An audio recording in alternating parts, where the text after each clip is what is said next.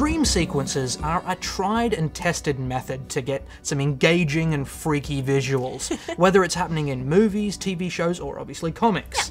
Now, people traveling into somebody else's dreams, that's a more recent development. In Night Mary, a 2006 publication from IDW, we meet Mary Specter, a teenage girl who travels into other people's dreams as a form of therapy. She's trained in lucid dreaming, and she uses that ability to guide disturbed people into dealing with their issues on their subconscious level. Yeah, it's an interesting concept, which I think could have used a little more setup than it receives. We start off with Mary inside a patient's dream, a dream that swiftly becomes horrifying and ejects Mary back to the real world. I don't know that there was more setup needed.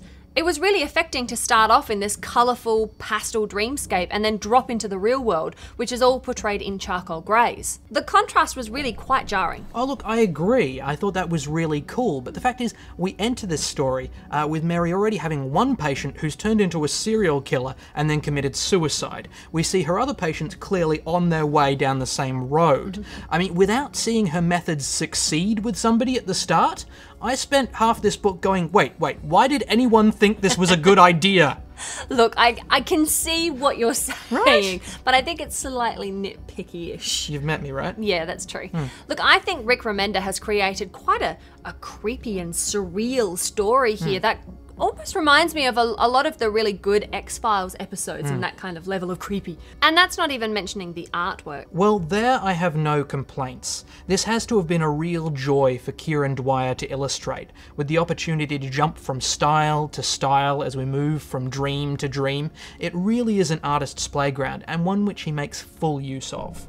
Being able to display an entire character through the artwork using thin slices of their subconscious provided a really different way of telling a story, and it kept me quite off balance as it got more and more chaotic as it kind of came to the end.